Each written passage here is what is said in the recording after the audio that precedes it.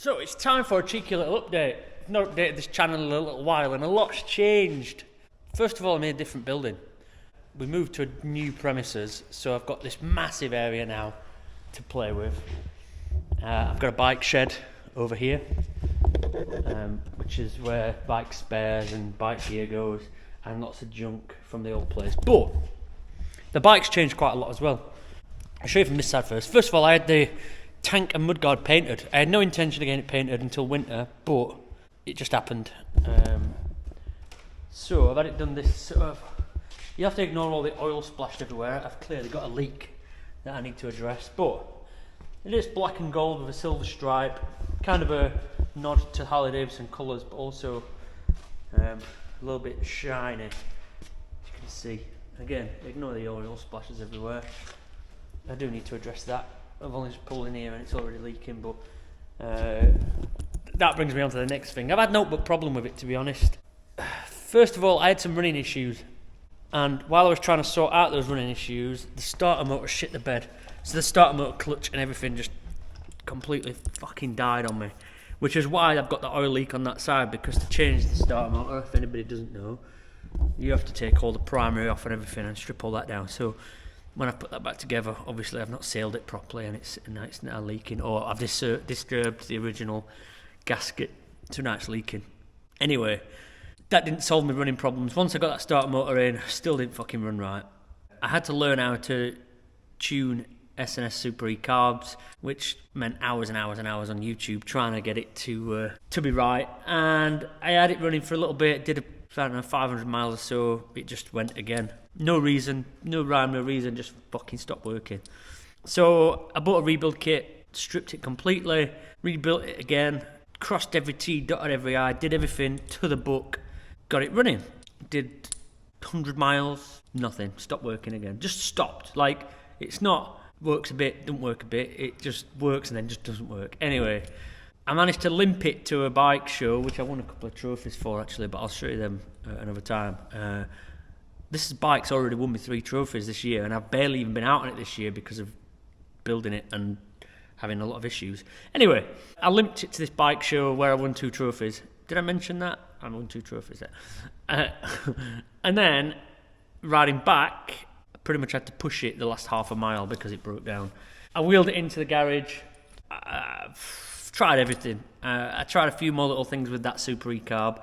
In the meantime, I'd bought a really cheap, like 90 quid, Mikuni copy carb. Now, I didn't just buy it on a whim. I bought it after doing a little bit of research and getting some opinions of people, but apparently these Mikuni carbs, copies, the Mikuni copies, are pretty good. Now, Mikuni carbs, I'd never even heard the word until 2 months ago. So, Mikuni carbs are meant to be really, really good. Rather than using the butterfly, they're a slide carb. The more research I did online, on YouTube and stuff, the more people singing the praises. I didn't really hear a bad thing about them. But anyway, I bought the cheap Amazon copy.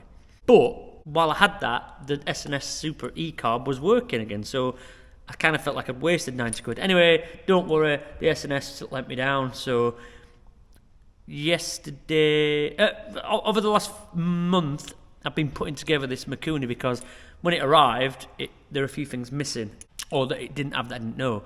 First of all, a choke cable. So I had to order a choke cable, only about 7 quid, so it weren't a big deal, but I had to put this choke cable in, which is just hanging around there at the moment. I've not mounted it to anything, but I've just been out for a test ride, so it's red hot. I've been out, done I don't know, maybe 20 miles or so. Straight out the box, straight on, once I'd gathered all the parts I needed, this thing fired up first time. The only thing I had to adjust on it was the idle, that was it. And I'd heard that on lots of videos, I'd heard it on lots of people's reviews that they work straight out of the box, but I didn't believe it because I have the worst luck when it comes to shit like this. So anyway, it fucking did as well. Like literally, I had an issue with some wiring, so I didn't have spark when I first tried it. As soon as I'd found this loose wire and tightened that up, boom, fired up. Adjust it tick over slightly, and then within 20 seconds, it was sat ticking over brilliantly. I've just done about 20 miles, faultless. One thing I did hear about the difference between the Mikuni and the S&S carb was the throttle response. And again, I didn't think it could be that different, but the difference is light and day. It's absolutely incredible. As soon as you open that throttle, it's firing fuel into there. Firing fuel into there, and it is quick as well. Quicker than it was before. I mean, granted, my S&S Carb were probably on its last legs, but that thing's mega different. Anyway, some of the other things I had to buy. The mount that goes on onto here, this rubber mount, I had to buy that, which the carb then slides onto, and then you tighten that Jubilee clip up. I had to buy that. It weren't a lot of money, tenner or something. And then I bought this. I did get an adapter so I could put the original S&S air filter on. But whilst I was browsing, because I thought, well, while I'm upgrading it, I'll see if I can buy a new air filter and stuff.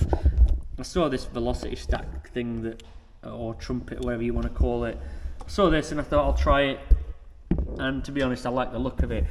And again, it sounds better. It's a lot more throaty when it's riding.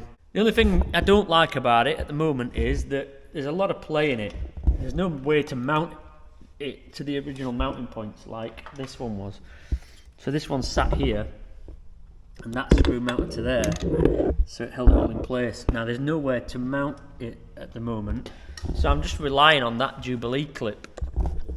And knowing my luck, flying down the motorway one day, and then my car will be flapping around behind me or something. So I'm gonna try and figure out a way to mount it, although I can't really see it.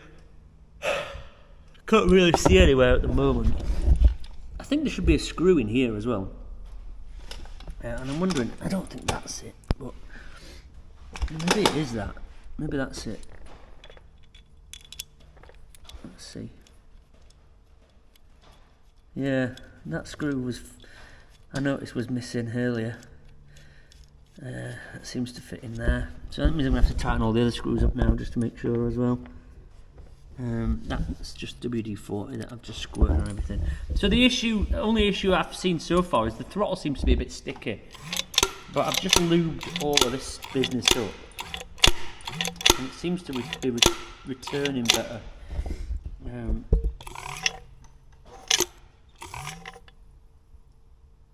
You can see that fuel.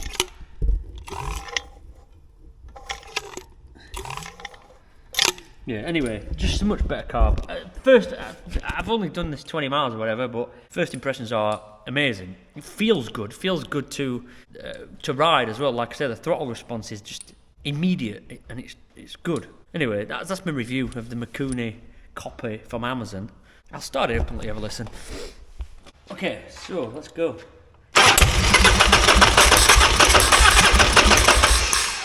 I was just saying it starts first time.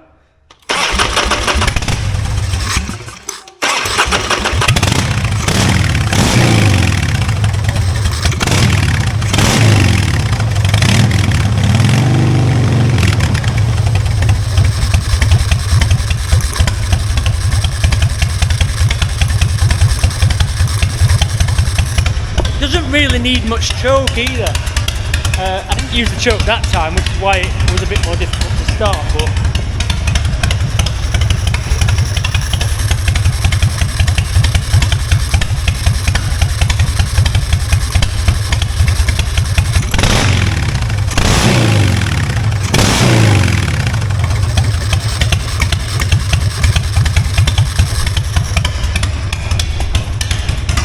ticks over perfect now.